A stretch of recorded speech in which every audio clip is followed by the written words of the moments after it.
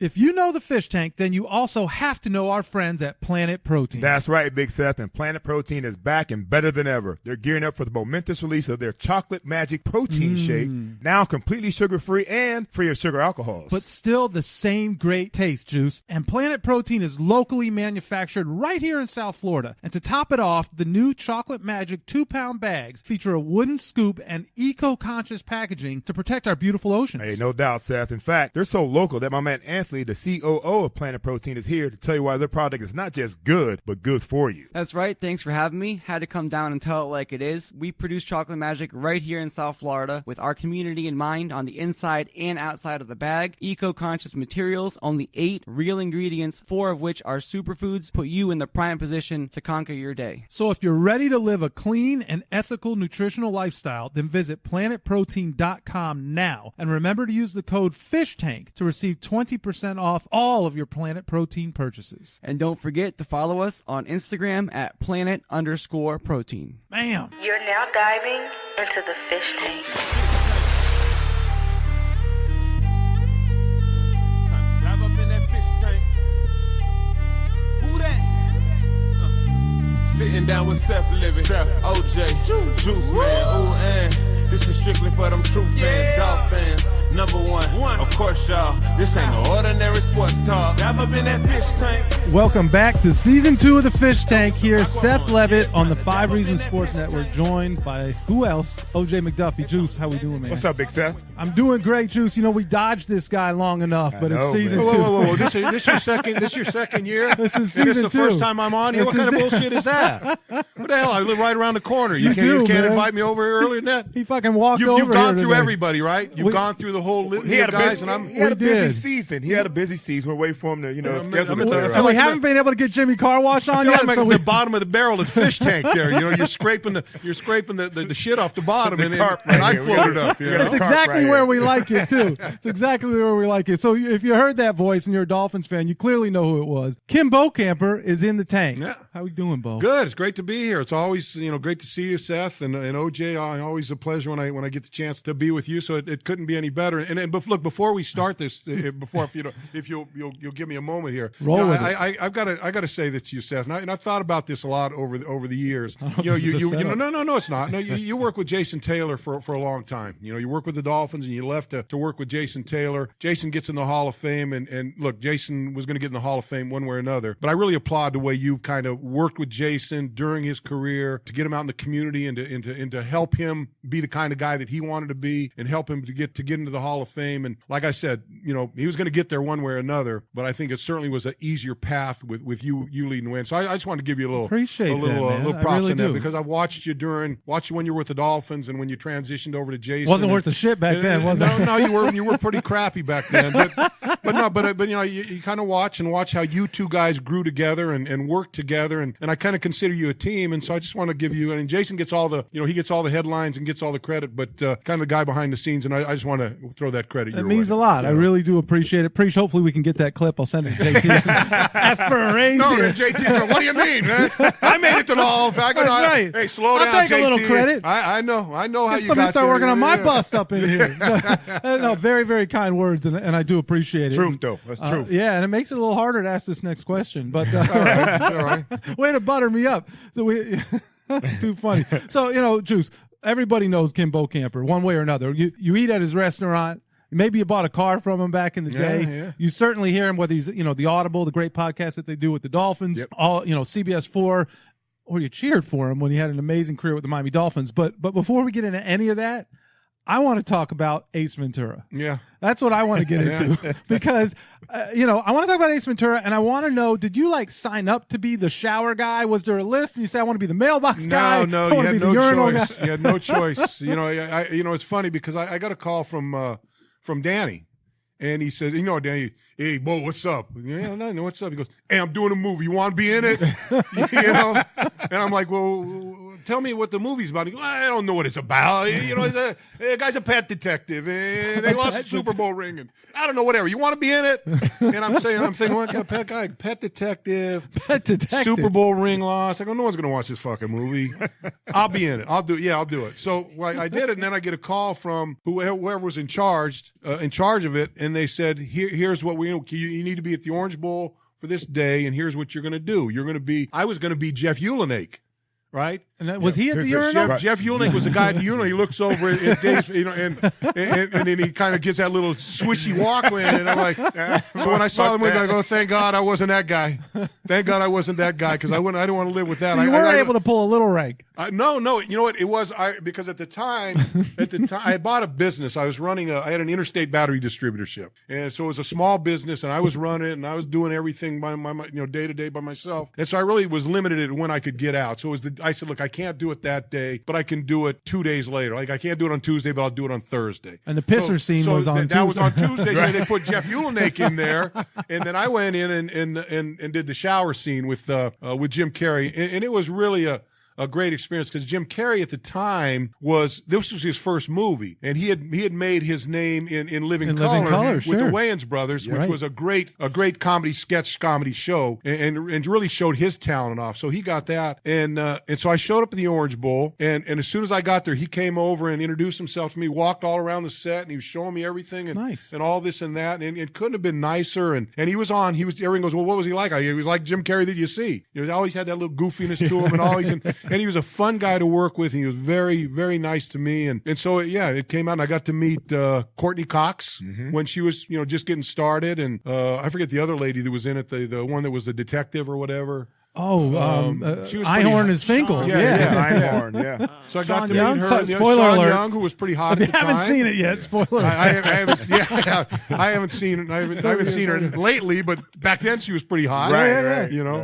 So it's good. And so everyone says, well, what was it like doing the show? I said, well, it was like, for me, it was like getting a tattoo. It took 4 hours, and I'll never get rid of it. It'll always be with me, because every time it comes on, it comes on in cycles. Right. Every time it comes on, I get text, hey, I saw you in the shower. And Hey, do you get that SAG check still, though? No. No SAG, No. I opted for the one-time payment. Oh. They say we can pay you like $100 to do the shoot, and then we'll give you residuals. I go, no one's going to see. I go, what do you pay me if just on a one time? They said, we'll give you $500. I said, give me the $500. So I took the $500. Another great Kim Bokamper investment right there. Ran to the bank with that. So I think a lot of people probably lost a great opportunity there, because who the hell? Well, you just thought it was. You're really the whole premise of the show is so stupid. Yeah. That you're like, no one's going to watch this thing. But Jim Carrey just really carried it on his shoulder, and really made that movie. Although much like Danny, like Danny would say, he made Jim Carrey a star, right? Absolutely, not the other way. And he made the movie, and it was a lot of fun. And I'll never forget the first time it aired on TV. I was laying in bed with my wife. We're watching TV. We didn't know it was on, and someone calls and says, "Hey Kim, can I talk to Colleen?" I go, "Yeah." So I give the phone to her. She goes, "I go, it's for you." And she goes, "What?" And she picks up and she goes, "Someone just told me they saw you naked in the shower." and that was the first call I got from that, and my next door neighbor who saw it at the movie theater. And he was probably about 8 years old at the time. My kid that lived next door to me, Mikey Donovan. Good old Mikey. So I'm driving in my neighborhood, and Mikey's down the street on his bike, and he turns around. I see him turn around, and start pedaling as fast as he can to catch up with me. So I drive into my driveway, and he comes and lays the bike down its side, skids in there, Straight Goonies jumps style. up, and I open the door, and he goes, hey, I just saw you in Ace Ventura Pet Detective. I go, what'd you think? He goes, I think you got a hairy back. Those are my first responses. Those are my first audience responses from Ace Ventura. Great critical analysis from Mikey Donovan. I like that. He went right to the heart of it.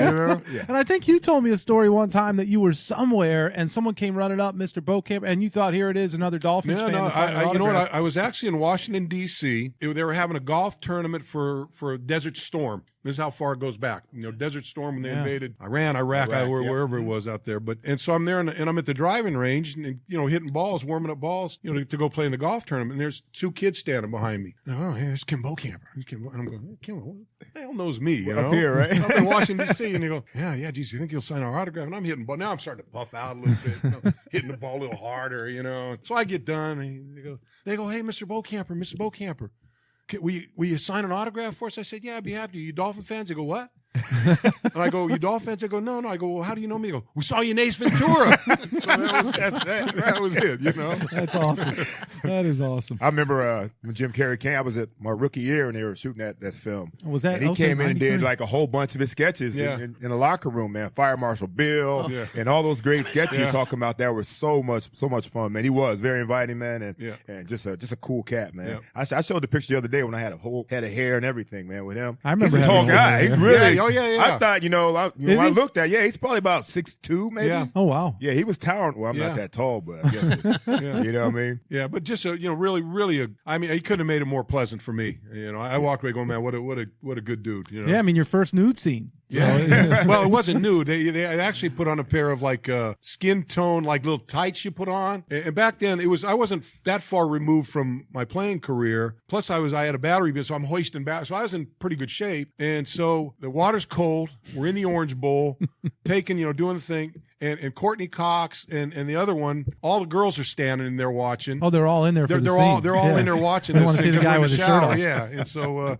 so that was a little, and the water was cold, so I had a little George Costanza going on. So I wasn't feeling so robust about myself at that moment, But that's great, man. Well, you did great work, Kevin. You really did. That was my best acting to date. Well, let's go back a little bit to back 1976. Yeah. And before we talk about you being one of the first two, we had 2 first-round draft picks. Let's talk about the All-Star game you've told me about. Yeah. You played against the previous Super Bowl champs. Yeah. Talk about that game and how it went down for you guys in the All-American. Back in the day, and it happened to be the last one, they used to play the College All-Star game. And the College All-Star game was owned by the Chicago Tribune. Chicago Tribune made a deal with the NFL way back that if you were chosen to play in the College All-Star game, you had to play in the game, or you couldn't go to training camp. It was one or the other. And that's the deal that the NFL made. You can't pull that off anymore, huh? It's funny because my college career was a little different than the norm. I didn't get recruited out of high school. I went to an NIAI school in Minnesota my freshman year, 1,200 students, less than my high school. It was too cold for me in Minnesota. I'm a California guy. So and my mother passed away that year. So I left, came back home and to kind of be closer to my dad and get away from the cold. And I didn't like it there. Went to junior college, didn't get recruited out of junior college.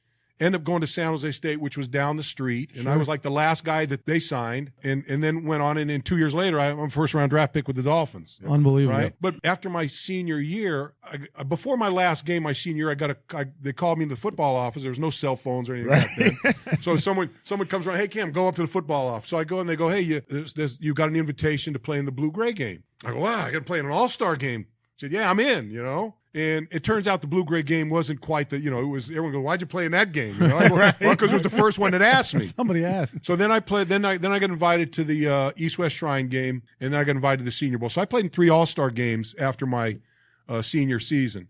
And then I got drafted, and the way the College All-Star game worked at the time, they took the first 2 players drafted at each position, and that's how they made the team. And then they filled it out with some other guys. Like some guys, if you hadn't signed your contract, you couldn't go. And so they filled it out with some other guys. But the deal is you had to go there for 3 weeks. We were there for 3 weeks. I missed the first 2 weeks. 3 weeks. I missed the first 2 weeks of my first NFL training camp. It was me, Duriel Harris, who was our second-round pick, and Larry Gordon from Arizona State was a linebacker from Arizona State, and just an awesome player. Right. And he was a 17th pick. I believe I was the 19th pick. And so their top 3 picks in the draft weren't even there. Were gone for the first 2 weeks of training camp, which didn't sit well with Coach Shula when you came back. You know that, right? So it was one of those things. But so you go there, and it just so happened so the College All-Stars played against the defending Super Bowl champions. So we played against the 1976 Pittsburgh Steelers. That's crazy. Terry Bradshaw, Franco Harris, Mike Webster. I mean, you go on and on. Donnie Shell, Jack Lambert, when the Pittsburgh at that time the Pittsburgh Steelers were at the prime they were of their dynasty. Yes, they were a dynastic football team, and our head coach had retired from college football a couple years earlier. And he was our coach. It was Ara Parsegian, the great Notre Dame head coach. Wow. And we practiced for 3 weeks and never put pads on. And so we were getting paid like $400 a week. And for all of us, that was a lot of big money. deal, That's a lot of money, Yes, you know. sir. And so we're in Chicago. We stayed in Evanston, Illinois. We practiced at Northwestern, but we were close to Chicago. So we would practice, and we would just practice in shorts, and, you know, it was like vacation. I went there in pretty good shape. I left in not such good shape because we would go out and practice in no pads. And then there was a guy named Ken Jones. He was a first-round pick of the Buffalo Bills out of Arkansas State. He had bought a brand-new pickup truck, and he drove it there, and he was going to drive to training camp from Chicago. So we would go practice. We would come back. We would all gather in one of the offensive linemen's room, a bunch of us. We had gathered there because if you know offensive linemen, they're disgusting, they're dirty, and they've got a lot of porn laying around their room, right? At least back in the day. Yeah, right. I don't want to cast any aspersions on today's guys. I'm guessing a lot but that's hasn't how it was back. changed. So we'd all jam into this guy's room after practice and watch the Gong Show. The Gong Show had just came out. I don't know if anyone remembers the Gong Show. So we'd sit there and watch the Gong Show, like 20 guys in there. The first talent show that they guy's had an idiot. Or, you know, so and then later that evening, we would jump into Kenny Jones's truck, pile in the back of the pickup, and drive to Chicago and go to Rush Street, where all the bars were. And we'd sit, all of us had money in our pocket, right? So we'd come back hungover, and we'd practice again and practice, and then we lined up, and then we got to the game. In our season, after every practice, you know, he'd try to give you one of those Notre Dame pep talks. You know, he'd take it down real low, and bring it up, and then he'd go, okay, all right, let's go get him, and everyone go, yeah, right, whatever, you know, and kind of wander back. But anyway, so we played the Pittsburgh Steelers. It'd been raining all day in Chicago. I mean, raining, torrential downpour. Soldier Field was an artificial turf at the time, and they had dugout benches. They were deep. You had to step down to them to sit on the bench. They were completely filled with water because it rained. There were about an inch and a half of water standing on everywhere in the field. And I'd never been in a game then or since where when you're on the sideline and you looked out on the field, you couldn't see the players. You could see shadows, but you could because it was raining so hard. So not only did we not make it past midfield against that Pittsburgh Steelers. Meanwhile, they're pissed. Yeah, No. I'll tell you why they're pissed, because it was the first preseason game, and it was before the Hall of Fame game. So they had to come into training camp a week early for this game, which didn't make them happy. Right. So they were going to take it out on you guys. They were going to take it out, and they did. So not only did we not make it past the 50-yard line, I don't think we made it past our own 40-yard line. The third quarter, lightning hits the stands, and there were a bunch of flagpoles on the end of Wrigley Field. Hits one of the light poles. The whole end section empties out onto the field. Holy shit. The referee's supposed to get in the locker room, push everyone in the locker rooms because fans are flooding on the field. And they said, we'll get the field cleared off and then we'll restart the game. We sat in there for an hour and a half. They came in and said, game's over. Yeah. Game's over. They canceled it. We didn't finish the game, played halfway through the third quarter, and then that was the last game. Last time they ever played the game. Because they had to insure all the players. Right. And contracts were starting to get to the point where insurance became way too expensive, so they just decided that it wasn't best. But one of the funniest things that happened, the Raiders didn't have a first-round pick that year. They had a second-round pick. And I had never seen this guy. I saw him the first time in the Senior Bowl. I never saw him in another college all-star game. They drafted a kid in the second round, which was their first pick, from, I want to say, one of those like Louisiana Tech, Louisiana State, one of those schools.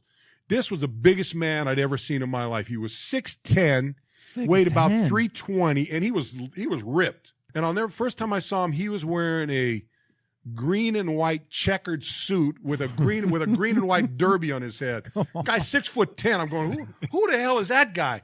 His name was Charles Filion. I got to look him up. So the Raiders drafted him with their first pick of the draft, and it was their second round pick. So he comes to the college all-star game, and as typical in a football practice.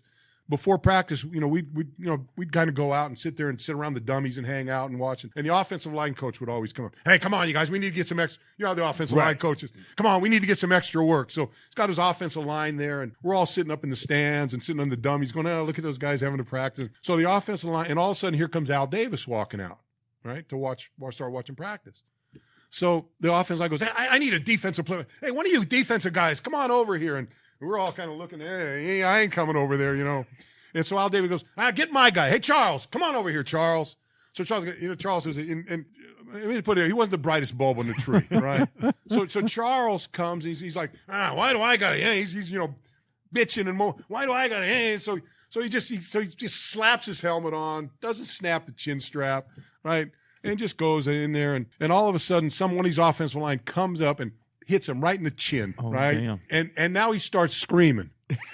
and he rips his helmet off, throws it on the ground. The helmet bounces up and hits Al Davis right in the mouth. Come on.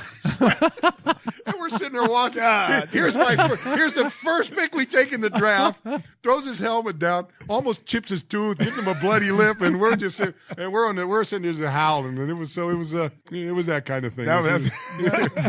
He hadn't even made it to Dolphins game. Right. So as going forward with Charles Field, I had a friend of mine played for the Raiders, and I called him about the first week of training. How things going? He said, I go, hey, how about your guy Charles Field? I said, that's the biggest guy I've ever seen. He goes, he ain't gonna be anything. I go, what do you mean? He goes, well, let me put it to you this way: the first 3 days of training camp, he was a defensive lineman. First 3 days of training camp, he was in the offensive meeting room instead of the defensive meeting room, and someone told him one of the offensive coaches went in the defense room and said, hey, coach, you need to come get your guy Philyaw.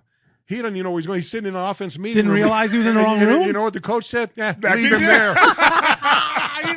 You can keep him. Keep this motherfucker. Oh, man. Great pick, Al. Hey, so you've been drafted already. Yeah. So how about your first time?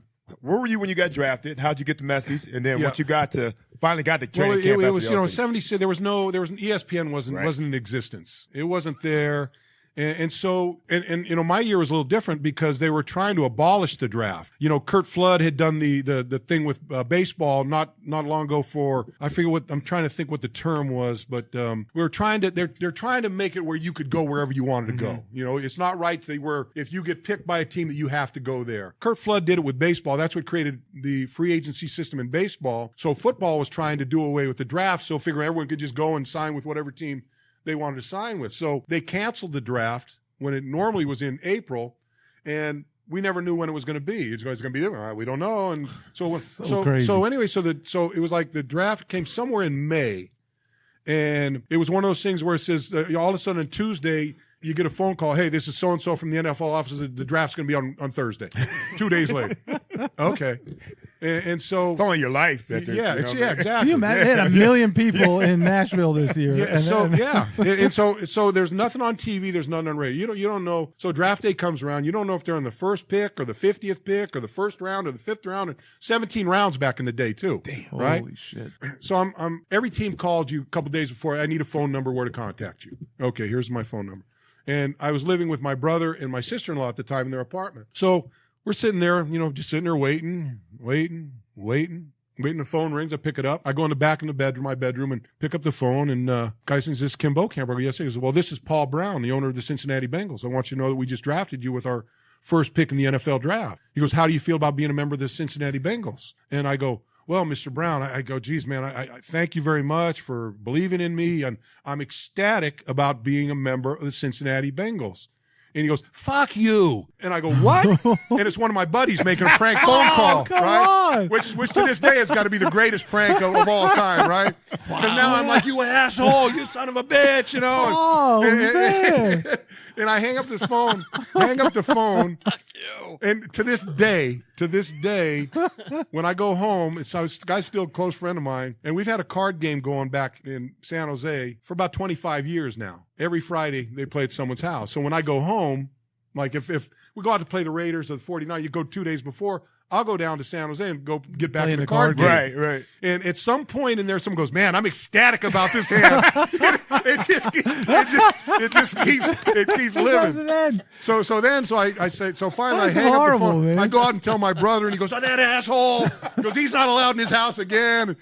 So about 15 minutes later, the phone rings again. I pick it up, and "Is this Kim Bokamper?" I'm like, "Yes, it is." And I forget what the lady's name at the time was. It was Coach Shula's secretary before Ann. And she goes, "Oh, this is, I think her name was Lynn. This is Lynn, Coach Shula's secretary." I go, "Can you say that again, please? I'm trying to listen for a voice if I remember." I'm glad you didn't go, "Fuck you." And she goes, "Yeah, this is Lynn, Coach Shula's secretary. Coach Shula would like to talk to you."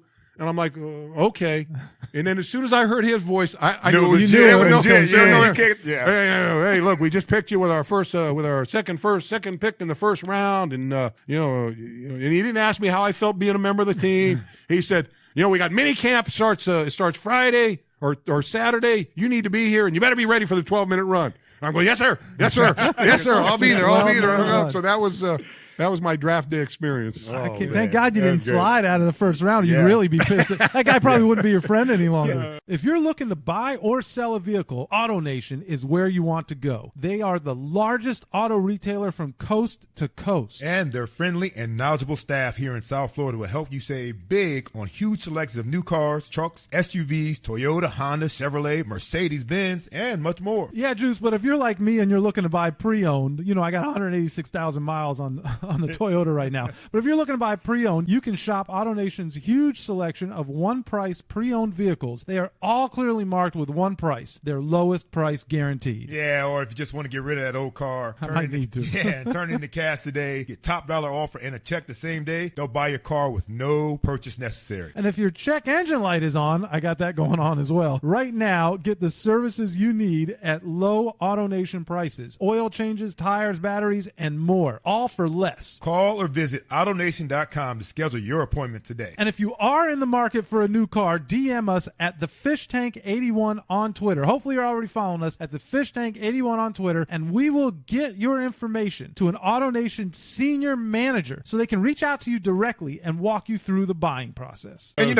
right then it was like they were just coming off the perfect season a few years before that, so there was a lot of guys still part of that. You know what? I really consider myself very fortunate for the time that I joined this team because I was young. I started. I was when I was a September birthday, so I started school early. So I was always kind of the younger guy in whatever class I was.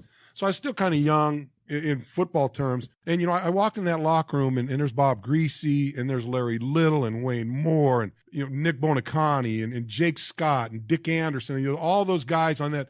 The vast majority of guys on that 17-0 team were still there. They were kind of towards the end of their career. So I had the chance to spend 2 years really with a lot of those guys and became friends with them and teammates and just to kind of be on the outskirts with them of that 17-0 thing. And it's funny because there's a lot of people that I meet people and they go, yeah, Kim Bokamper, 17-0. And I've gotten to a point where I don't even argue it anymore. I just say, yeah, great, whatever. And, I didn't wear my ring today. But no, I'm going, And so I remember when I was doing pregame show for the Dolphins, we were doing the pregame show out in front of the stadium. We do it out, and so we had a little tent over us and we're doing the pregame show. And a guy comes up to me one day during a break and he says, Mr. Bokamper, will you sign my football? I said, yeah, I'd be glad to. He goes, it's my 17-0 football. And I got every member of the 17-0 team on here except for you.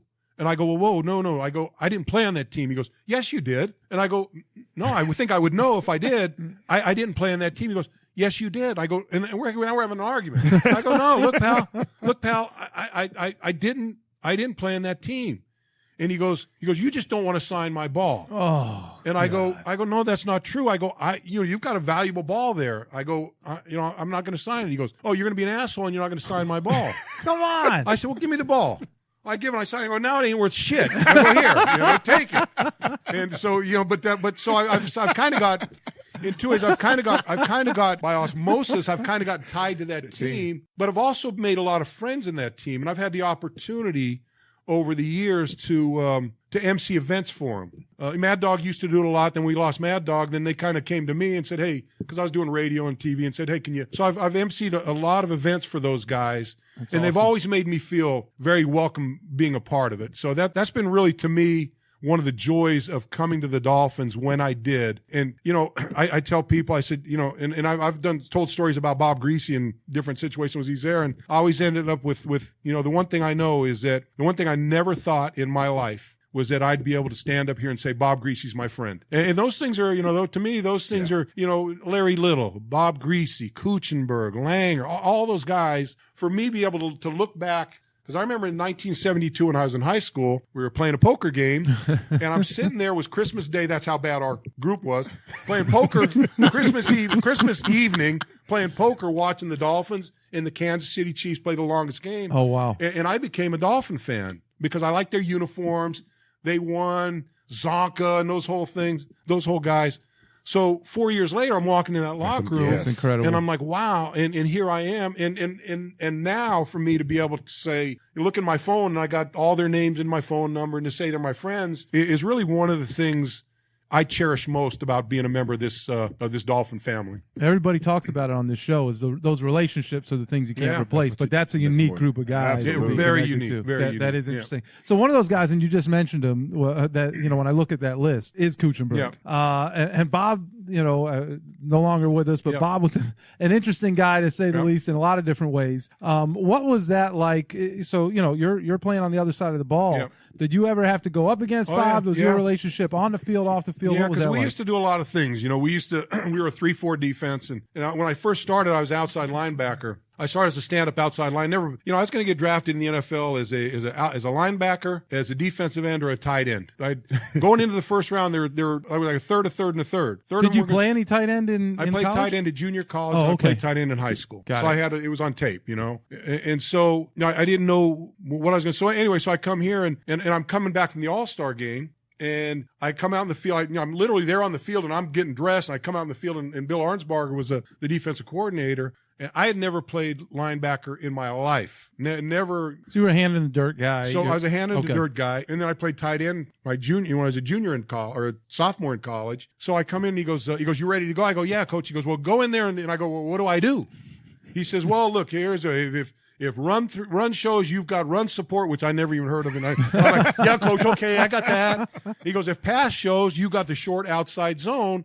Just drop 10 yards deep and settle in, and then see what happens and react to the ball." Okay, so I go in my first snap. Bob Greasy's a quarterback. Snap the football. Jim Langer, a Hall of Famer. Snap the football. Bob drops back.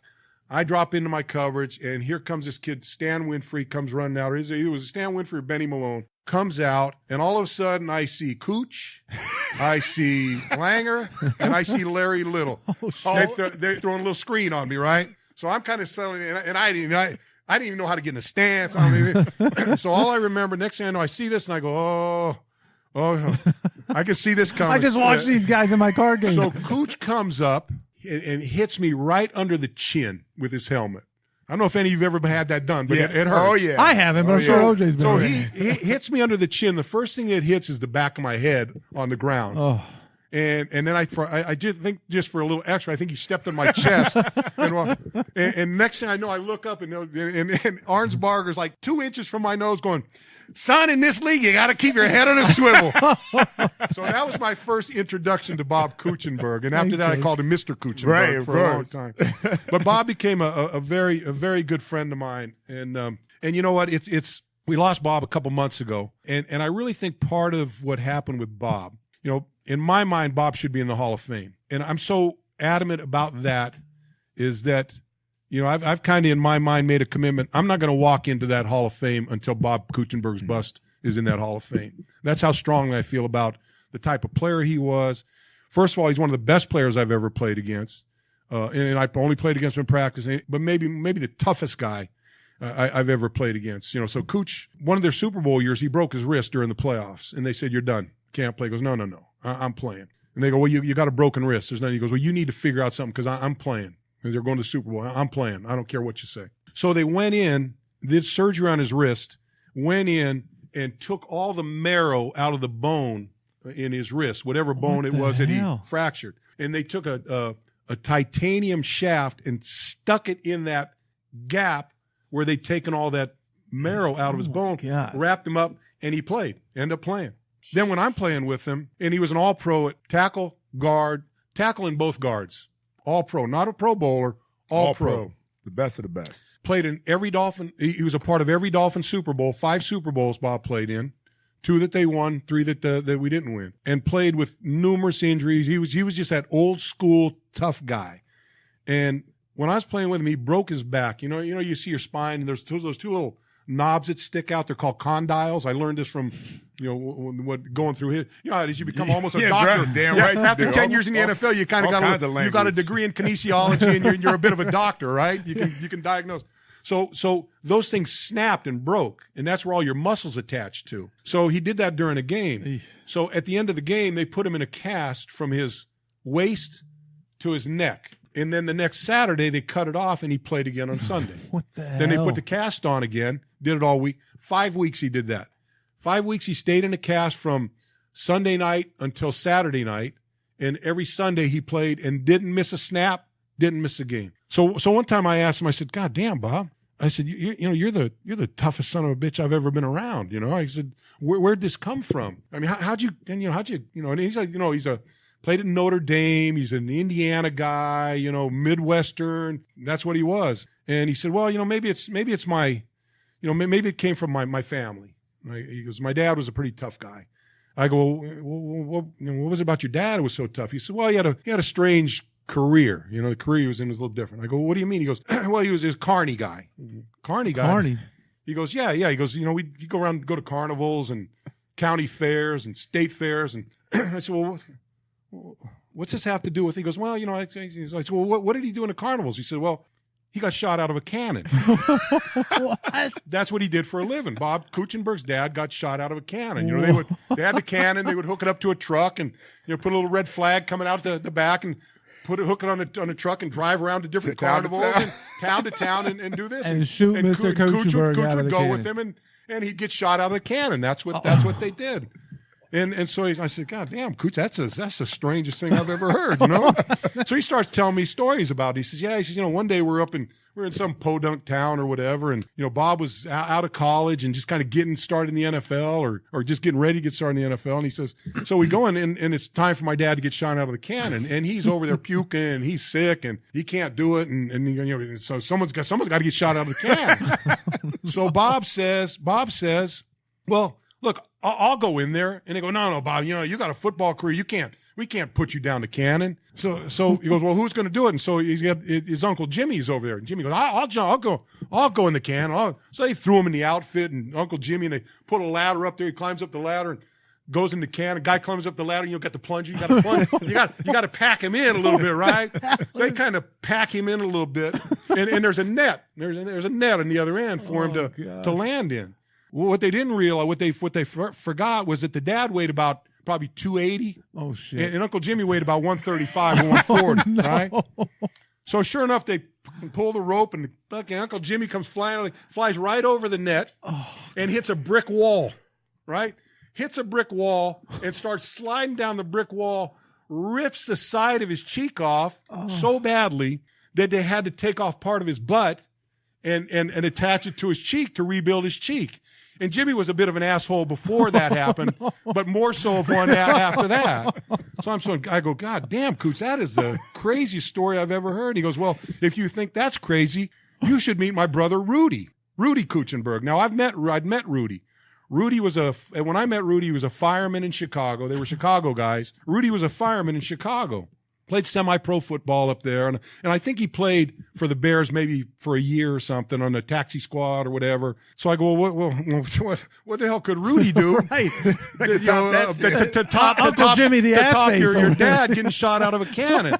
He said, well, Rudy's got a very unique talent. Come on. And I said, well, what kind of talent does he have? He said, well, Rudy can pee lengthwise over a Cadillac without getting a drop on it. I said, what? He said, yeah, Rudy can pee lengthwise over a Cadillac without getting a drop on it. I go, bullshit. No way. And he goes, yeah, I'm telling you. So I've got this now. So now I've got this in my mind. So now, like 2 or 3 years later, I'm in Fort Lauderdale. Mr. Laughs out east, right? And I look over, and who's sitting next to me? Rudy Kuechenberg. So I start talking to Rudy. Like I said, I'd met him, and so I was talking to him, and I started filling him with beer. I started buying him beers, So we're in there about an hour, and I said, Rudy, your brother told me something about you that I'm not buying it. I'm not buying it. He goes, what is it? I go, he says, what is? I said, he told me that you can pee lengthwise over a Cadillac without getting a drop. And he goes, yeah, what about that? What? You can't? I go, you can? He says, yeah. I go, well, let's go. He goes, no, I'm not going to. So I keep feeding him beer. So finally he goes, let's go. So we go out in the parking lot, and we're looking. No cattle. Couldn't find. But there was a Chevy Impala, the old school Chevy Impala. It'll do. And now, when we're talking about Cadillacs, we're talking back in the 60s and 70s now, those big bro hands, a block long, had the big wings in the back. And, it wasn't these little short Cadillacs they got right now. Right. It was a lengthy car, right? So we couldn't find a Cadillac, but there was a cobalt blue, was beautiful Impala sitting in there. So we knew the guy that owned the restaurant. So, because it was parked into a parking lot, a parking space. So we went in, found the guy who owned it and said, hey, can you back that car out a little bit, And he goes, we got a little experiment here. So he says, yeah, sure. So he backs it out. So all of a sudden, Rudy's standing there, and I look over, and he unzips his pants and turns sideways and kind of, and all of a sudden it starts coming out. It's like a fire, and he wasn't that big, just so you know. It had nothing to do with size. But so he starts on the side, and then he kind of arcs it up, boom, goes right over the car, doesn't get a drop on it. When it starts to die, pulls it back in. I go, God damn, man, that is freaking crazy. So I've told this story a couple times, and no one believes me. Everyone thinks I'm making the story up. And I go, hey, I'm just telling you what. Of all the shit you can make up. Bullshit. There's no way that happened. So a few months ago, as I told you, we lost Bob, and so I was fortunate enough to MC. I don't know what you call it for his memorial that we did in Miami Lakes, and Rudy was there. And I've told the story to Tom Garfinkel, the president and CEO of the Dolphins, and he's not bullshit. No, the story's good, but I said, Tom, there's Rudy right there. You go over and ask him. So Tom goes over and asks Rudy. He says, hey, Rudy, not for nothing. And then maybe it's not the appropriate place. Maybe this isn't right. Kim's been telling me the story about you. He goes, yeah. 21 feet, 3 inches, not including the splash, he says. Right? So he's worked on his response, obviously. So Garfinkel comes over, he did it. And he says, not only that, but Rudy says, well, if you think that's good, you should see my Uncle Bob. Oh, come on, Uncle man. Bob's stream is so fast, he can knock the hubcap of a car off of a car as it drives by. What a family. What was the family reunion at the Kuechenberg household like when these guys all got together? How do you come up with this shit? I'm sure it was very unique and very colorful. Oh, God. So Bob was the most normal of the group. He was. Exactly. That is crazy. I don't know where to go from here. Yeah, well, let's just move on a little bit. Bro, there's no way we could have you in the tank, obviously, man, without talking about the Killer Bees, man. And I remember that like when I'm older than most of these guys around here are, Bo. They don't Not they that much. remember. Damn. Yeah, well, I'll be 50. Okay, maybe a little bit. See, there you go. I knew it. I knew it. you. So, but the Killer Bees, and when the way that caught traction, and all the guys. I mean, you talk about them all. I wrote them down. We got you and Brzezinski and Baumhauer, Betters, the Betters, the Blackwood brothers, Charlie and Bowser's on that group. Yeah, all those guys. Brzezinski house. Yeah. How'd that catch traction, and what'd you guys take from that group that you guys had out there on that defense? It was we really didn't even think about it, right? And it kind of, it kind of came to fruition when we signed or traded for, I forget what was the signing or trading for Lyle Blackwood. Glenn was already on our team, and we traded for Lyle. At the time, Lyle had been in the league for a long time. He'd played for Seattle and for the Giants and the Colts and for a number of different teams. So Lyle came in, and one of the newspaper guys said, "Man, you guys got a lot of B names on there." And so they started calling the Killer Bees, and when I first heard, I go, that's the most ignorant, stupid. I don't want nothing to do with it. And most of us didn't want anything to do with it, but they kept using it and it kept going on, and so it kind of got a life of its own. And then we got Jay Brophy came in, and so really at the time you kind of felt bad for AJ Dewey, and didn't matter how good you were. Gerald Small was on that team, and William Judson was on that team, and look, they were as important to that team as anybody else. Any of the Bees on there. But you kind of felt bad for him, although we were making some money for you didn't feel that bad off that, so you didn't feel bad about it. But Lyle kind of was, when Lyle got there, they kind of put it over the top where they started calling us that. But also when Lyle got there, I think it really kind of cemented that defense together. And we went for a period there where we were either first or second in the league in defense for a good 3 or 4 years, and went to the Super Bowl, 2 Super Bowls and 3 AFC Championship games in 4 years, and mostly on the strength of the defense. Right. And then as we kind of waned, and then when Danny came in '83. Danny came in like kind of the way I came in on the heels of the 17-0 guys. 70s, sure. So guys were getting hurt. I was pretty much beaten up and done. AJ had a couple shoulder surgeries, and so he wasn't the player he was before. And same with pretty much everyone in that line. But it was. And Juice, I'm sure you've had this experience, and I just was talking to Joe about it recently. I don't know if we had so much success on that team but we were that good, or because we were just so close as a unit. Yeah. I mean, we were really a close football team. Certainly on defense, we were ultra close. But that whole team, offense or defense, we were a very close football team. And kind of a lot of it is, back in the day, it was almost like us against you, because Shula was such a tough coach to play for and a demanding coach to play for. I asked Coach Shula one day, I said, Coach, every time you talk to me, you're criticizing me. I got to do you got to do this. But yeah, I said, I make some good plays every now and then. Right. I go, well, you never mention anything when I make good. He goes, that's what you get paid for. I get paid to make sure you don't make the bad plays. Right. And so there it is. So you get it. And it was tough. Part of it is you kind of, as a team, you kind of, hey, guys gets ripped in a meeting, and sometimes you get ripped in a meeting, it'll bring tears to a tough man's eyes. Wrong man, right. And so you kind of, at the meetings, hey, don't worry, we got your back. And, one of the great stories, I don't know if Joe told the story when he was here. There was a game we were playing, and Joe's kind of our third down tight end. He was the kind of the possession guy to go in. He wasn't going to block anybody and wasn't going to run much after the catch. Not a lot of yak in there. Not a lot of yak in there, but he was going to catch the ball. So we're playing the Dallas Cowboys in the Orange Bowl, and 3rd and 7. Joe runs a little 8-yard route, a little crossing route, and I think it was Strock or someone throws him the ball, and Joe drops it. Right, just dead drop in his hands, just dead drops. Comes over to the sideline, and Coach Shula's giving him shit. God damn it, Joe! That's the only reason you're on this team, to catch that ball. 3rd down, that's your down. You got to make the catch. God damn it! It cost us a 1st down. So he goes and sits down on the bench, and Coach Shula turns around. And he's still yelling at him, right? And so once Coach Shula gets done yelling at him and turns around, Nat Moore sits down next to him, and Jimmy Cefalo. Jimmy and Joe are closest of friends. Jimmy and Nat sit down next to him. And they go, hey, Joe, don't forget about him. Don't worry about it. You'll be fine. And so 2 plays later, they had a running back named Ron Springs. Ron Springs runs a little circle over. The quarterback throws the ball. I think it was Danny White, one of them, throws the ball, and Springs jumps up. Ball's way out of reach. Jumps up, one hands it, drags it back in for the 1st down. And Shula automatically turns around. Joe, where's Joe? Turns around and looks at Joe, and Nat goes one way, and Jimmy goes the other way. And Joe's sitting there by himself. So Shula comes back for another round and starts beating him down again, Oh, man. So then once he, look at their guy. Their guy makes the play. You didn't. There was one. So then Shula leaves, and here comes Jimmy and Nat again to kind of console. But that's kind of the way it was. You kind of had to be, as players, that guy that someone could come to and get it off their shoulders after you'd gotten one of the Shula beatdowns, which is pretty regular occurrence back in the day. Isn't that crazy now, though, how some coaches can't do that to some players? No. But you have to have that type of that stature, that a Shula, a Belichick. Well, Belichick, like Belichick, Tom Landry, these guys that have, and there's not many of those guys now. And the other thing, Juice, is I don't think you can really get away with that now because of free agency. We had no free agency. Right. There was no movement. You're stuck there. You were a lifer. There were very few trades, and there was no free agency whatsoever.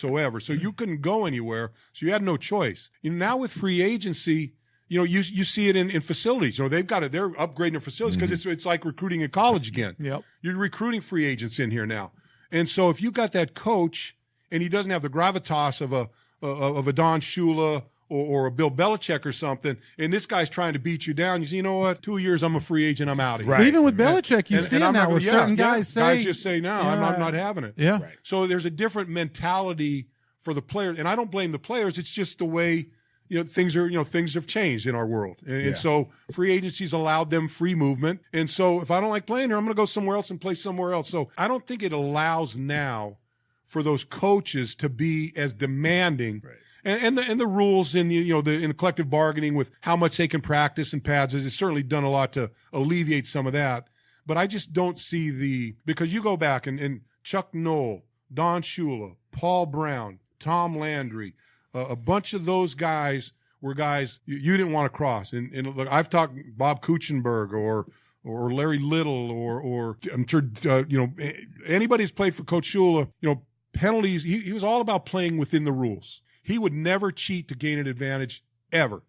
Even if there was a story about where some player from another team had left their playbook somewhere, and someone on our team got a hold of it and brought it to Coach Shula. He says, "Get that thing away from me. I don't even want to see it." Right. Wow. Because that just wasn't his thing. And so most of the guys that I played with, if you created a penalty that cost you a 1st down. If some guy had completed, OJ caught a pass for 15 yards for a 1st down and guys holding, we stop a team on 3rd downs and I jump off sides right. And they get the 1st down. Everyone says, you know what, I would rather go off to that sideline than our sideline. because you were going to get over there and you were going to hear about it, and you were going to hear about it in no uncertain terms. And that's why during his career, I think we were always one of the least penalized teams in the league, and that helped us. Always. It helps you win games. Always. And I remember talking to Coach Gaze a couple years ago. I said they won a game in L.A. in the Coliseum. Not one of the least played the penalized Rams teams under Coach Gaze. No, and that was a play where Ryan throws the ball in the corner to Devontae Parker with about 30 seconds left to go in the game. They trailed the whole game. Sure. Sloppy game, and so it's a big win. Everyone's excited. So after the post game, go through all the platitudes. Hey, great game, you win. So finally I said, Coach, you had a lot of penalties, and it's becoming a trend for you, these penalties. I'm not going to worry about penalties. As soon as he said that to me, I said, I got no chance. Yeah. No chance. How do you not worry about penalties? Yeah. Well, so getting back to the Killer Bees real quick, of that group, and you mentioned all those amazing names, who was the craziest bee or bees of the group? And you can include yourself if you're on that list. No, they would. That's a hard one to come up with because we were all kind of out there pretty good. Yeah. We were all young, had dough in our pockets. South Florida. We were single at the time. A lot of us we were single at the time. A lot of us, and so you're in South Florida. I was living in a hotel on Federal Highway in Fort Lauderdale, paying $75 a month. I give the maid $20 a month, and she'd wash and fold my clothes. And there was a restaurant and a bar attached to it. So yeah, it was. That's the life. It was. But I would say the biggest instigator was probably Lyle Blackwood. Okay. Lyle was the instigator of almost every prank in one way or another. Now he did say they got closer when Lyle came in. They did. So right. And some of them were. Some of them you can talk about, some of them you can't. Okay. I would tell one of the great stories of all time about your boy Dan Marino. But Dan, a bunch of bullshit. You're making it up. And he didn't pee over a Cadillac, did he? No, he didn't pee over a Cadillac. He wasn't on the other side of it either, right? No. And it was nothing dirty. It was nothing. There's someone allegedly stole his shoulder pads, and it was in the newspaper, and so it turned into a thing during training. It sounds like Ace Ventura too, maybe. Right, something like that. Yeah. That's what that could be. Timbo action. Yeah. Oh, yeah. I would tell the story, but I would have to suffer the wrath of Dan. Yeah, you know that's what okay. I mean? That's okay. Yeah, we don't want that. We don't want to put I heard you told that bullshit story on that podcast. We kind of do. Well, he could come on to retort. Come back and rebut it. You know it's not true, but you asked Stu about it. But I have to get Stu back in the tank for a third time. So, if we're talking about crazy, and you just mentioned this other guy, and he continues to be one of your buddies, Joe Rose. Yeah. And we love seeing the work that you and Joe do together, whether it is on the Audible, whether it is some of the stuff for the Dolphins. But when you guys were playing together, and he wasn't getting his ass chewed by Coach Shula, which probably there weren't a lot of opportunities that he wasn't. Yeah. But what was that like playing with Joe, and more importantly, just that friendship with Joe? Well, Joe and I, it's funny because Joe and I are both Northern California guys. Joe's from Marysville. I'm from Milpitas. We were probably about maybe an hour and a half, 2 hours apart. I played for San Jose State. Joe played for Cal. Cal was one of our rival games, and so we kind of knew each other there, along the lines there. And then when Joe came here, Joe's a hard guy not to like. He's a fun guy. He's funny, and he's got a great personality. And he's a great athlete. Really a good athlete. He's a tennis, ping pong, you name it. He's competitive, and he's an asshole. in as much as Joe's one of those guys that whether you play golf with him, whether you play tennis with him, whether you play ping pong with him, he aggravates you. And I'll give you, tennis. He's like. Just barely gets it over the net. So you run up, and as soon as you do, he lobs it over the top, and he's got it right, and he never has to run. And he hits everything back. And he hits everything back. He's like a wall. Same in ping pong. Does the same thing in ping pong. and so he hits that lob over, and you're running back to get it, and it's right at the baseline, and you're about to get, and you don't, and he goes, man. You were just that close to the end. Fuck you, Joe. So it's always been that kind of relationship. But I think the Northern California thing kind of bonded us together, and then it was a little wild back then. We were going out a lot, and it was back in the days where you could go drink all night and come home at 3:00 in the morning, and go to practice the next day, and maybe you'd throw up on the practice field, but you'd get through it and. You go, I'm never going to do that again, and then that night you're out again doing the same thing. So it was a different day, but Joe was always part of the good stuff. Yeah. Did you imagine you guys? You probably changed your lifestyle a little bit, but with social media the way it is now. Whole different ball game, right?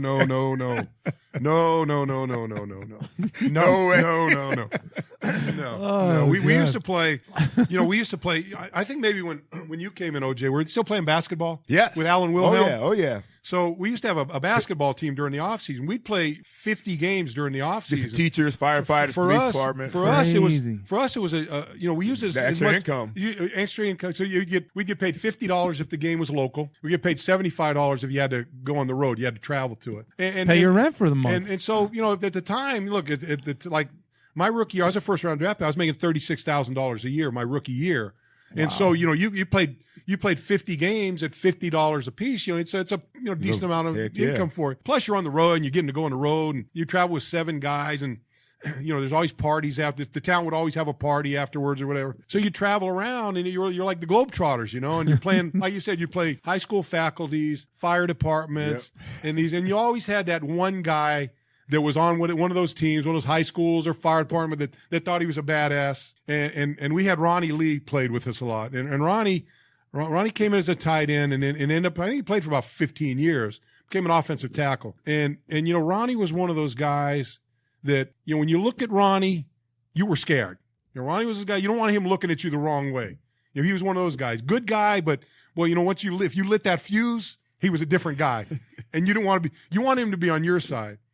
So there would always be that guy that would try to undercut somebody, when you're going for a layup or whatever. And so they put Ronnie in there. And Ronnie, go in here. Ronnie would go in and just beat the shit out of the guy, and get him out of the game, whatever. But, the goon, huh? The goon, yeah. It was the goon. But it was, but you travel around, with these 7 guys and play basketball. And we got some work, you got some conditioning. So we kind of use it. We said we use it as conditioning and stuff. But, and Joe was always on those things. So it was a lot of fun. That's good stuff. Yeah, it's good. It was really fun. That was awesome. Fun. Yeah, and that's really why I started playing at our house, with the basketball court. Yeah. And, guys, everybody that play football thinks they can hoop. You know what I mean? Everybody, so all of them think they can hoop a little bit, man. Well, when you're in whatever call, you went to Penn State, I went to San Jose State, Joseph Cal. You'd always, when the season's over, you jump in the intramurals, right? Right away. Now you're playing these kids at intramurals, that guys like me. Yeah, exactly, right. And you go and then roughing them up, and Well, as much as we've talked about, your football career and that, Bo, you're tremendously successful now in your life, man, with media, with the restaurants. We talked about the car dealerships, man. Tell me, what's been the secret to your success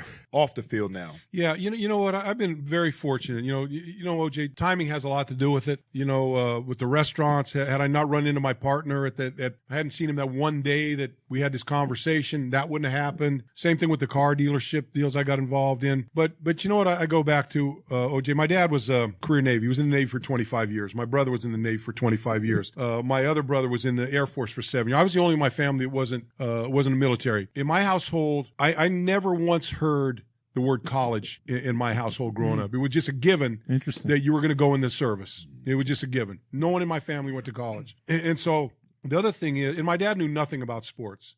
Couldn't care less about him. When I first started playing Pop Warner football when I was 9 years old, he said, you can play, but you don't go to practice or you don't go to games until you get your chores done. I'd get up and mow the lawn on a Sunday and then go get dressed and go play Pop Warner football. And he never cared about what I was doing sports-wise. And I remember when I was a junior in high school, junior high school, my freshman year, I went out for the baseball team. So I made the team. I thought I was going to play, and I never played. So after about 2 or 3 weeks, I just said, if I'm not going to play, I'm quitting. So I quit, and I went home. And my dad goes, well, what are you doing home early? I said, well, I quit the baseball team because the guy, he says, what? I said, I quit the baseball team. He goes, no. Get your ass back there and go ask that coach if you can be back in that team. I go, what do you care about? He goes, I don't care about it, but I don't ever want to see you quit anything. And that was like, I remember, that's one of those, you have those seminal moments in your life that stuck with you. And that stuck with me forever. And so when I got done with football, trying to figure out what I'm going to do, and I had no idea, I had my first child was born. Married, I had a family to support, and I didn't have much money saved because we just didn't make that much money at the time. And unfortunately, my last contract, I had deferred it out, so I was getting paid by the Dolphins for like 10 years after I got done playing. But it wasn't a significant amount of money, but at least it gave me a cushion, so I didn't have to take the first job that I could find. So I heard there was an opening at Easy Go Golf Carts, the company that builds golf carts and sells them around, for an operations manager. I had no idea what an operations manager was, so I went and applied for the job.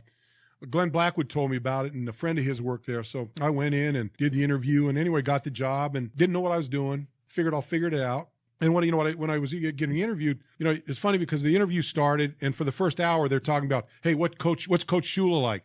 what was Danny like? So it's all these footballs. They want to know all these football stories. And so when they got done, the guy says to me, he says, okay, now we're done with that. Why should I hire you? What can you do for us? What skills do you have? And I go, I really don't have any skills. I said, one thing I can do, if you get the fastest guy you've got in the building, stand him outside your door, give him a 5-yard head start, I'll catch him before he gets out of the building. I said, I can do that. I said, that's about all I can offer you right now. I said, other than that, I've learned to set goals and I've learned to attain goals. I've learned how much work it takes for you to set a goal and reach the goal. And I'll set a goal to be your best employee. May take me time to get there, but at one point I'm going to be there. And so they hired me. That's awesome. Right? He says, well, how much money, how much money did you make in your last job? I said, well, I made $300,000. He said, well, we can't pay you that. I said, well, what will you pay me? He said, we'll pay you $36,000. I said, well, that's where I started from. I'll take it. Because I needed to learn I needed how to learn how to work. Mm-hmm. I needed to learn how to get up in the morning, go to a job, work with people, and it allowed me to manage people a little bit. So I learned there. And then I bought at the time, Lyle Blackwood went to work for this company, Interstate Batteries. They were looking for a distributor down here that was a distributorship available, contacted me. I looked at it and ended up doing that. So it's kind of a long story about that. But every one of those things, I got to a point where it just was frustrating. I wasn't making any headway, and I felt like quitting. But I didn't quit, and I just kept going and kept going and kept going. So now I'm doing the golf carts and stuff, and I get a call from Jim Mandich. And I had played with the Mad Dog for 2 years. And when I was a rookie, getting on the plane, there was no seat assignments. The veterans took their seats, and no one was sitting in that middle seat. No. The 3-seat configuration, right? No one was sitting in that middle seat. So I'm walking down, and I'm going, and rookies are sitting down, and no, get up. Literally the first couple flights I flew on, we had 5 or 6 rookies standing up when the plane's taking off. Wow. And there were plenty of middle seats open, but the veterans wouldn't let them guys sit are there. standing there holding on to the seats taking off, right? But I'm walking by, and Mad Dog, because, your first round, he knows you're going to make the team. So he says, here, son, sit down with me. So I sat down with Jim. So I used to sit with Jim all the time. And Jim's reading books about business and this and that. And so we talked a lot. And so I got to be very good friends with Jim. So as this time goes on, I'm out of football. And Jim was doing these Monday night football things at local bars. He was working for, at the time, WIOD.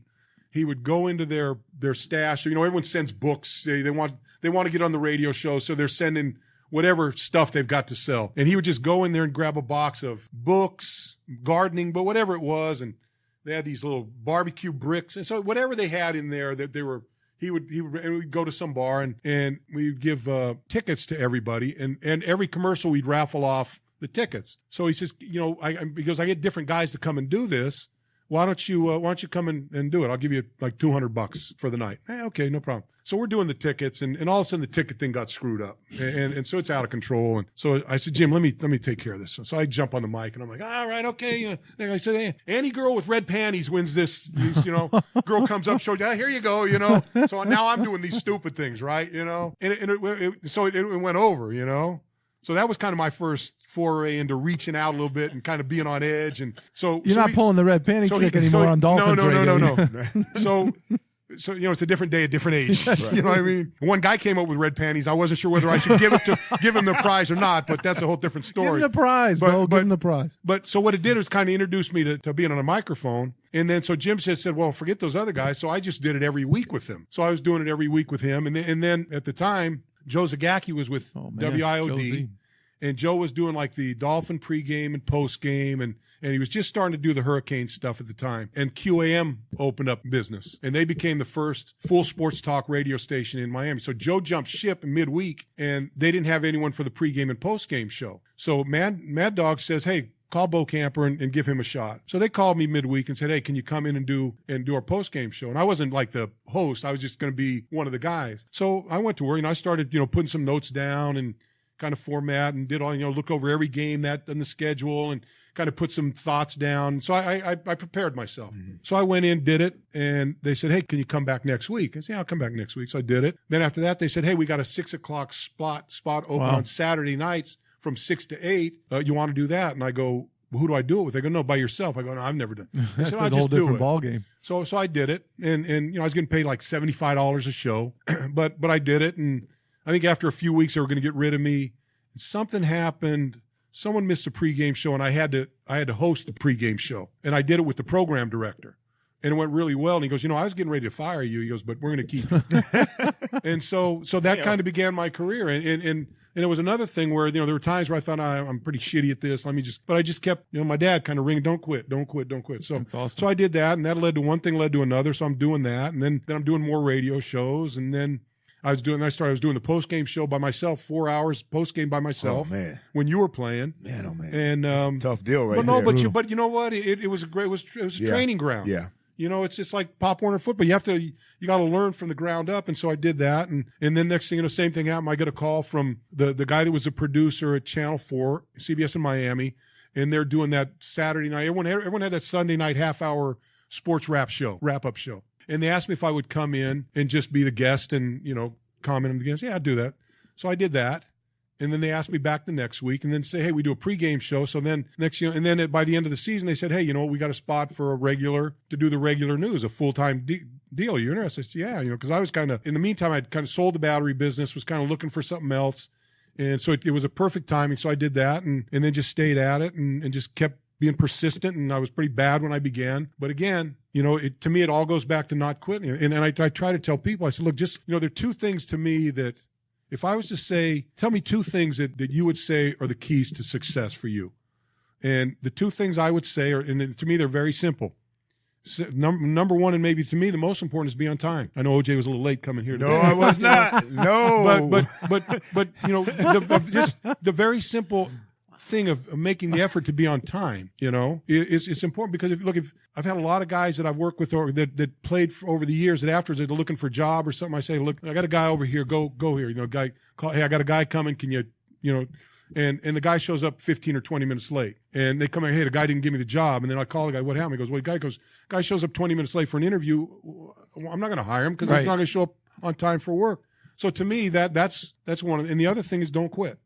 No matter what it is, if you think that you can get the job done, don't quit until they tell you can't do it anymore. And to me, those, and the one just, and both of them came from my dad. My dad's my dad was at, if you're on time, you're 10 minutes late. Mm-hmm. If you're 15 minutes early, you're on time. And that's, I still to this day, I have a problem. I was sitting out in your parking lot for 5 minutes because I was too early, but that's been my life. So, but those two things, those two principles have served me very well I'm 64 years old. I'm 65 years old now. I'm retired, still doing work. But, for my whole career, pre, during, and post football has all been based on those two principles. Be on time and don't quit. Well, they've served you well. They've certainly served you well. But, another thing that stands out to me, Bo, is, and I remember this when I worked for the team, and and the team still does this, but when young guys would come in and they'd bring veterans in or retired guys in to speak to them, I remember you specifically talking to guys about the fact that there's an opportunity here. Yep. You're going to think about what you're doing while you're playing. Yeah. But when you're done, having played for the Dolphins, that gets you any interview. Well, that gets you, then you have to be worth the shit. Yeah. But that, to be able to maximize the fact that, and not enough guys leverage it. And I think that you've done that as well as anybody. To me, playing in the National Football League, whichever team it is one of the greatest platforms to your post career. Now, the guys are fortunate now, and OJ, I think you were kind of right in the beginning of that cusp where you make enough money where if you're smart with your money, you really don't have to do too much. We were in a different era where you weren't going to make enough money where you didn't have to work. But that platform of coming out of somewhere where you're recognizable to everybody, you've got name recognition, they know you. They want to be close to you because you played, and it kind of struck me when I started playing golf. And when you start playing golf, and then you get in all these celebrity tournaments, and so I'd go and play golf with these guys, and wasn't a very good golfer, but you go there and you're hooked up with four guys that you don't know. You're just meeting them right now, and I'm gonna spend probably 6 hours with these guys. Because those tournaments are always slow. Right. And so you get in there and they're asking, hey, well, same thing. Hey, what was Dan Marino like? What was it like playing for coach? Same thing over and over. And I used to play in a lot of tournaments. And so I'm playing, and so at one point I asked one of the guys, I said, hey, how much you guys pay to play in this tournament? The guy said, we play $1,000 a man to play in this tournament.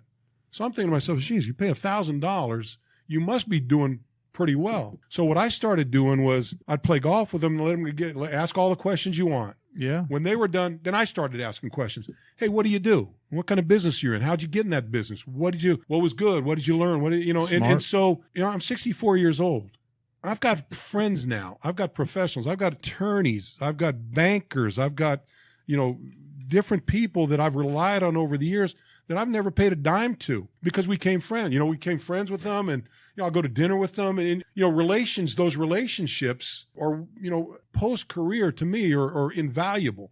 And so and I would have never had those opportunities to meet those people had I not played in the National Football League for the years that I played. Right. So, and I was very fortunate because for a while there, I didn't, I just play golf. I don't want to, and I finally wised up, and it's served me very well. And I try to tell people, and I understand the rookies, and I say, look, the most important thing for you right now is to make this football team and do that. But it's never too early to start looking after your career. And this is a platform that if you handle it right, if you treat people properly, if you show people respect, there's going to be plenty of opportunity for you when you walk out the door. You can choose to take advantage or not. And I speak that out of my own experience. It took me a while to learn it, but when I learned it, I think I did a pretty good job of leveraging it. You sure did. And moving forward with it. You sure did. But it opened doors, and a lot of doors open up for guys. But you got to stick your foot in there and make then you got to do something effort with it at that point. And do the right thing. Yeah, absolutely. Yeah.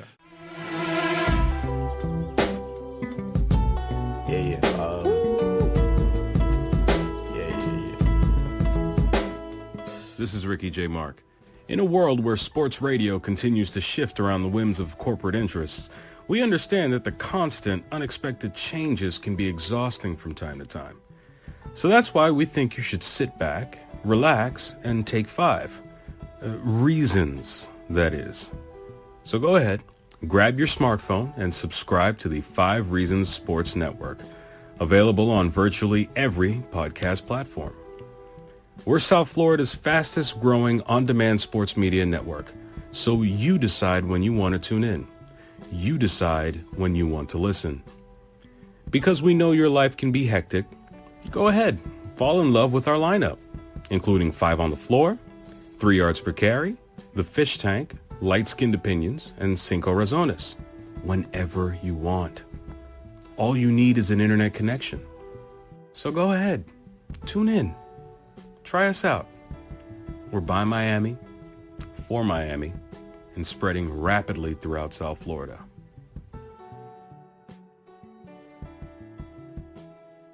Need custom t-shirts made? What about logo giveaways for trade shows or parties? Wizard Creations will put your logo on anything and everything. So you got to find them at wizardcreations.com. Yeah, the lowest prices around, best services available. Wizard puts your logo on everything. And they really do, Juice. Luke Freeman, who is the wizard at Wizard, is an amazing guy. And if you have something that needs to be branded, Luke is the guy who will get it done. He's done our fish tank shirts that everybody's been asking for. We've worked with him at the Jason Taylor Foundation for years. There's nobody better than Luke Freeman and Wizard Creations. Yeah, so for all your custom merch needs, call our friends at Wizard Creations at 888-217-4084. That's 888-217-4084. Also check them out at wizardcreations.com. And when you do that, Luke said use the code FISHTANK. He's going to give you free setup and 10% off your first order. Free setup, 10% off. You're going to save some money and get great branded product. wizardcreations.com. So we've kept you here a while, but there's one more story we have to get to before we let you go, Bo. And so you've talked about poker a lot. It's interesting. You actually kind of set us up for this one. You teed it up and the games that you have, the Friday night games with your guys and so on. But DJ Preach has a story. And actually, I was there for this, and I remember it. And I don't know if you remember it, but I know you will once he gets going. Juice, you haven't heard this. And actually, there's probably about 5 people in the room, in the world, that know this story. But DJ I hope Preach I know the story. Well, you will. You will once you get going. So DJ, I'm going to turn it over to Preach, and it's a Kim Bokamper poker story. Sure. So those of you who haven't heard the Who is DJ Preach episode of The Tank, in my previous life, I helped out with travel for the Dolphins. Right. So I had worked for years with you, Kim, as you traveled with. Kim's like, God, I knew you looked familiar. Media outlets. You look a lot older than I remember. I can tell you that. Yeah. And not for nothing, but you may have put on a couple pounds. I'm just saying. A couple, yeah.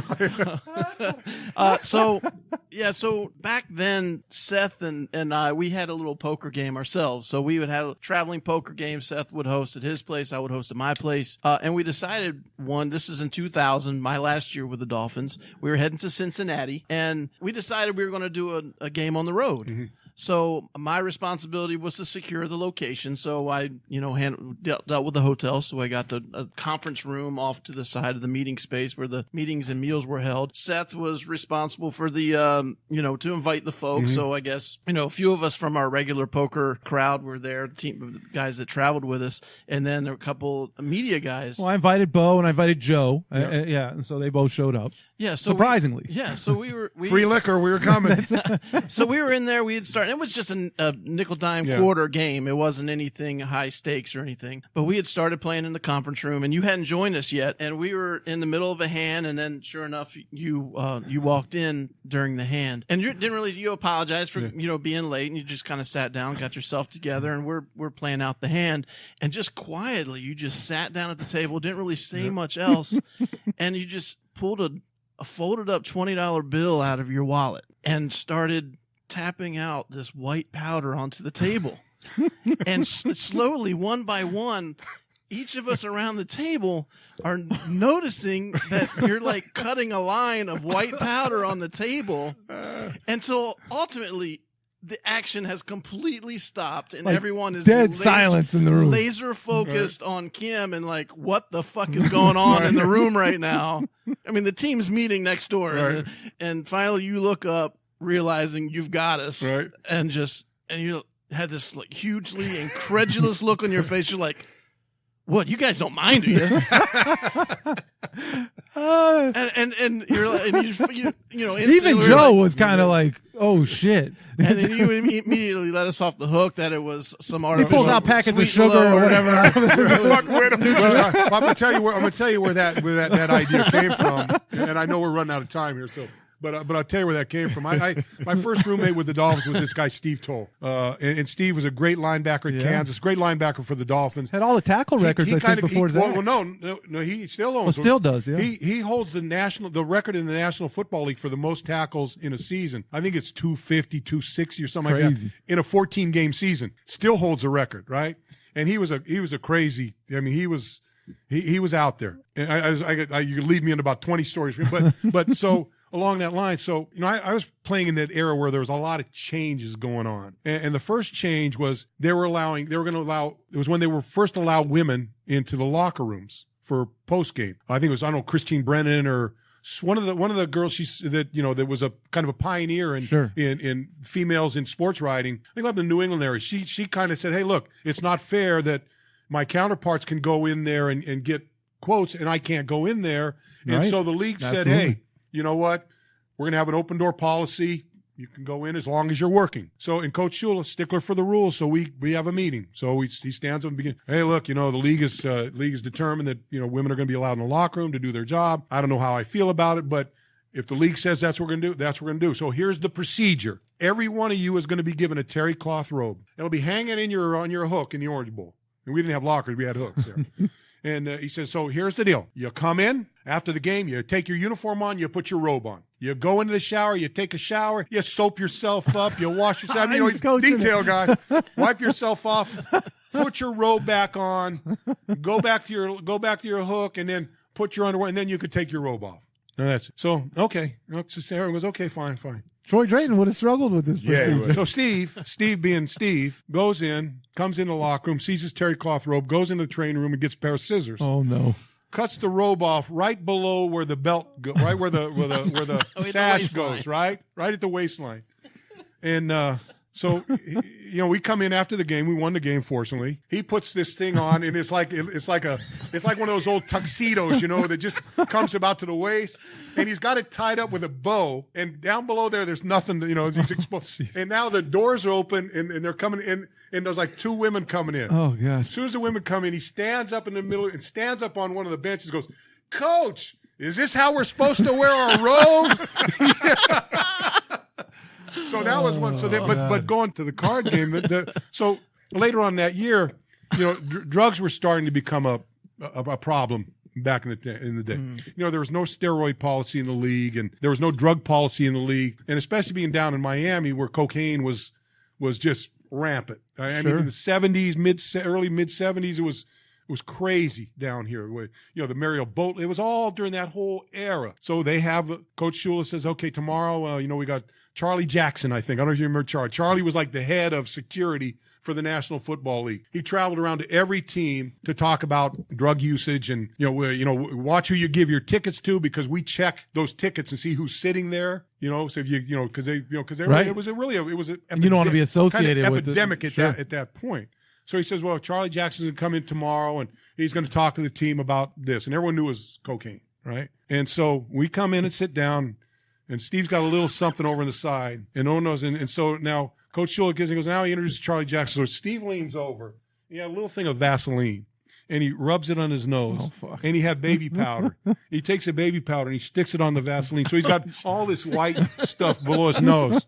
And this guy, Charlie Jackson, goes, I'd like to introduce, I'm Charlie. And Steve stands up and goes, hey, Charlie, what are we going to talk about today? What are we going to talk? And he's got this white shit. So that's the root. That's the root of the. Well, it was classic, man. He walked in, and we're all lower level guys, Juice. It's not like we're sitting here as it's not Brian Wiedemeyer and Eddie Jones who he's playing with, and they you probably wouldn't have pulled off that kick with those. So we're all lower level guys, and really probably don't want anybody to even know we're playing cards, right. Let alone the fact, and my dumb ass invites high profile media members, and Bo sits in, and Sean's right. Well, we're playing, and we're dealing out the cards, and he's over there cutting lines, and we all just stop, and he doesn't even act like he sees us. What's funny is none of you asked me, how did you know how to do that? Right. I didn't want to know, man. I was just like, holy fuck, what is happening here? But the funny, Joe has told us the way he liked to run, on this show. Joe sat there, and he was shocked. I can't believe Bo's doing this shit right now. And when he pulled out all the with the flour or the sugar or whatever it was, man, that was absolute. But you know classic. what? That kind of goes back to me and Juice. That's to me one of the great things about sports is not the pranks and stuff, but it's just the cocaine. No, just the fact that you're around people that you know so well, right? That you feel free to really do. And I always, Mad Dog told me one time, and I'll never forget, and I've never forgot it. He says, if you're going to do radio, if you're going to be whenever you're on the microphone, make sure that when you get off the microphone, you've said something where people say, I can't believe he said that. Right. It's great advice. And I try to tell people, I said, they go, hey, I want to do it. I said, well, you know what? If you're going to be on the radio, say something. You got to say something, because how many people have you been on with the radio where you go, hey, yeah, tell us about, what it was like. Yeah, it was really fun. I had a lot of good time. It was good. It was great. You get nothing. And you get nothing, So, that kind of, that's another one of those, but being with guys that you're so close, you can push that. You can push that envelope pretty far. You pushed it, man. You pushed it. I've always kind of like to live on the outside of that envelope. Well, it meant a lot to us. I mean, first of all, it was an unbelievable gag, because it's just I thought I was done. I thought I was fired, and we're playing cards on the road and doing blow with our broadcasters. So I was really a little intimidated by that. But I think for speaking for Preach and some of us, the guys who were. We were working our tails off, but on lower level guys, to have a guy like you and Joe to come in there and feel that comfortable with us, that we felt like we were one of the boys. So that was really awesome. Good. But I'm looking at the clock, and I know you got 10 other jobs you probably got to get to before the day's over. It means a lot that you came in. We did hold out until season 2, but that's because we wanted season 2 to mean something. I got you. And it was great to have you here, man. Well, I appreciate it. And Seth, we've been friends for a long time, and OJ, one of my favorite players of all time, whether we're in the Dolphin uniform, one of the toughest guy out there, and we've been, again, like my relationship with the guys that played before me, I've been able to build a relationship with guys like give me a lot of opportunities, Jeff Cross, and all those guys that played after. And I think one of the things I'm really fortunate about, and Juice, I'm probably speak for you too, that being a part of this Dolphin organization, some guys have had different experiences, but the one thing is that if you've been a part of that organization, I really feel like you're part of a family. Absolutely. And the family sticks together and supports each other, and for that I'm very pleased. Yeah, like Bo said, think about it. You know, Dick Anderson back in the early 70s through Bo, through the 80s with Danny and all those guys through. Even now, you know, they do such a great job of keeping us all together, and we spend a lot of time together. You know, I every now and then I try to put the numbers together. So I got here in 1976. So what is that to now? How many years? That 40? Shit, that's a math 43, question, Bo. 45? 45. Let's go 43. I'll cut out the 46. pauses, We'll go 43. 43 years. And when I came here in 1976, the team had only been around for 10 years. Yeah, it's incredible. So, I mean, I feel fortunate to have been part of, you know, the history of this franchise for, you know, the majority of time that it's been in existence. And so, and for a guy from, you know, from my little hometown that didn't get recruited to college, that kind of, you know, paid my way, you know, when I got my bonus, I took part of my bonus to pay my student loans because I paid my way to school for my first 2 years. Wow. And so for a guy to go from that to being a part of an organization like the Dolphins for that long, you know, the day they bury me in the grave, it will have been a fully lived life, and a lot of it based on my experiences with this franchise. That's really beautiful. Hopefully that's not anytime soon, Bo. Hopefully not, but you never know these days, you know. It was awesome having you here, man. No, it's been my pleasure. Hey, thanks Enjoy for it. diving in, Bo. Always.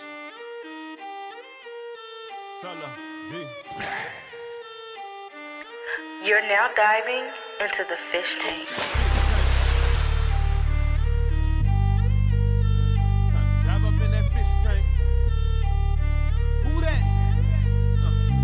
Sitting down with Seth Living, OJ, Juice Man, ooh, and this is strictly for them true fans, Dolphins, number one. Of course, y'all, this ain't no ordinary sports talk. Dive up in that fish tank. Go get your aqua orange. Yeah, it's time to dive up in that fish tank. It's only legendary talking when you dive up in that fish tank. Rockin' with OJ and Seth when we dive up in that fish tank. Fans with attitude. Okay, this one for them diehards. Celebrate big or cry hard. Leave it all on the field, we gon' try hard. Old school, a new school, mix it in. Feeling like we up close when we listening. Dolphins tales, in Miami is the deep end. We vibing with our favorite players, no secret. We get with Seth and McDuffie, bringing up stories we never heard to the public. Bet we love it, Dolphins fans never budging. We loyal to the team, whether happy or we upset. We be like, what's next? Don't switch the subject, you know it's all about them fins. And if you ready for that water, time to dive in. Don't switch the subject, you know it's all about them fins. And if you down with Dolphins Nation, time to dive in. Don't switch the subject, you know it's all about them fins. You looking at that fish tank, it's time to dive in. That fish tank. Go get your aqua orange, yeah, it's time to dive up in that fish tank. It's only legendary talking when you dive up in that fish tank. Rockin' with OJ and Seth when you dive up in that fish tank. Dog fans with attitude, we about to dive up in that fish tank.